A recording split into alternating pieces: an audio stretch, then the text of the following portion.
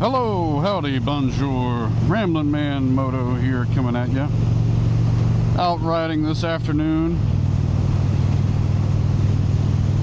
Our travels today may take us to Hanover, Virginia, maybe Glen Allen, Virginia, as I make some stops by historic markers and signs and locations.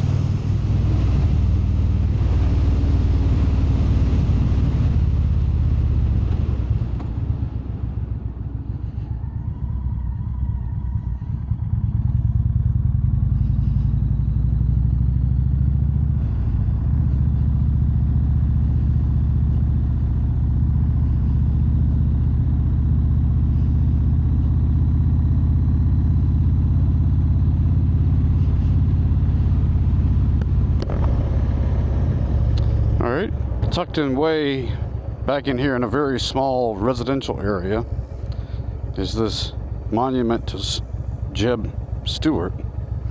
See if I can get off the bike and go take a look at it.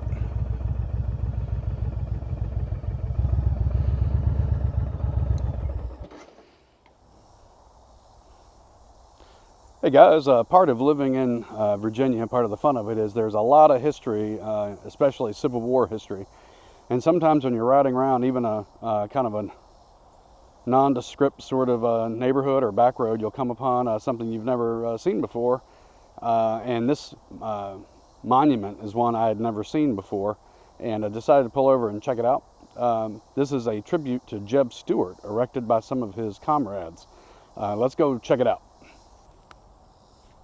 Most of you who study the Civil War know there were no battles fought in Richmond, Virginia. The battle was over Richmond, Virginia, and about Richmond, Virginia, but there was never any battles in Richmond. But there were a lot around Richmond as the Union troops tried to reach Richmond. And Jeb Stuart died about 30 feet from this location. I'm going to take you up and we'll read this sign together.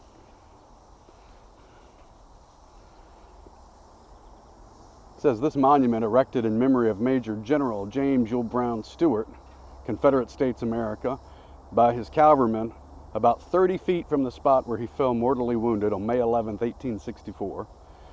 And it was dedicated June 18th, 1888 by the governor of Virginia, Fitzhugh Lee, a former division commander in Stuart's cavalry."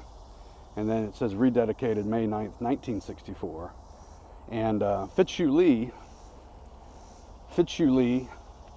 the governor of Virginia at that time, is buried in Hollywood Cemetery in Richmond, Virginia. We're going to be checking that out on a future trip. Let's go check out the monument up top.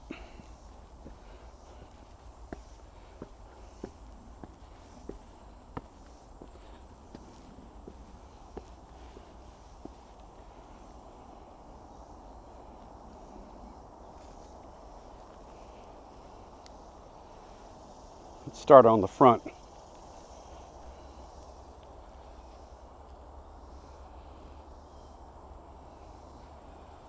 says here, "Upon this field, Major General Jeb Stuart, commanding Confederate Cavalry, Army of Northern Virginia," is what that abbreviation stands for, "received his mortal wound May 11th, 1864. And, I took a peek around here. There's actually just private houses surrounding the entire thing, but this has been preserved. This stone is erected by some of his comrades to commemorate his virtues.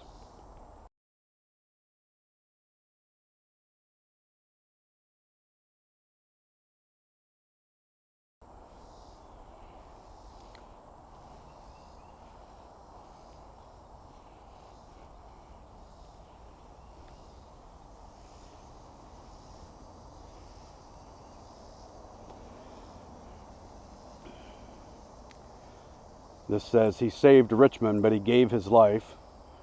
Born February 6, 1833, died May 12, 1864. Jeb Stuart was kind of this dashing cavalry leader. Some controversy around his late appearance at Gettysburg, And there was a depiction of this in the movie Gettysburg, where Lee reprimanded Jeb Stuart, but nobody actually knows what was said during that conversation. There was some artistic license used. It is the opinion of some excellent officers that you have let us all down. General Lee, sir, if you'll please tell me who these gentlemen are. There will be none of that. There is no time. Sir, I only ask that I be allowed to defend my... There is no time. Perhaps you misunderstood my orders. This must be made very clear. It must never, never happen again. Since I no longer hold the general... I have told you there is no time for that. There is no time. But if you ask a lot of people, it was that conversation that happened because the movie Gettysburg was so good. And, but Jeb was chastised because he kind of took a long way around to get to Gettysburg. And he was, you know, the eyes and ears of the Army. And Lee was pretty miffed. He wasn't there. But, you know, I don't like the phrase, I've seen some phrases describing some of these guys as, you know, I can admire them even though they were on the wrong side of history. And I think that, you know, there's a few examples where it's fair to judge people by today's standards, but, you know, applying today's standards to history back then is not fair any more than, you know, if people look back on our current time, I hope we've outgrown some of the values that are being promulgated these days. And when people look back, they're going to say, what the hell were they thinking? And anyhow, these guys were from Virginia, and their home was Virginia.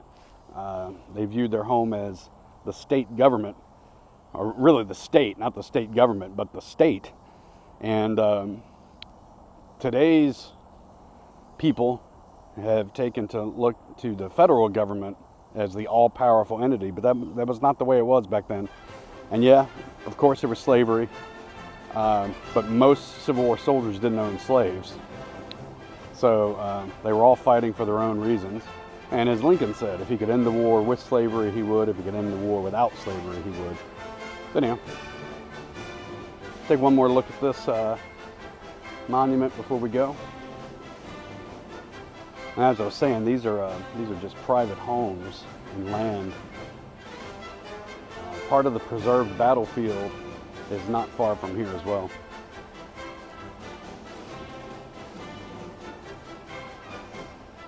All right, hope you enjoyed this. I'll see you back on the road.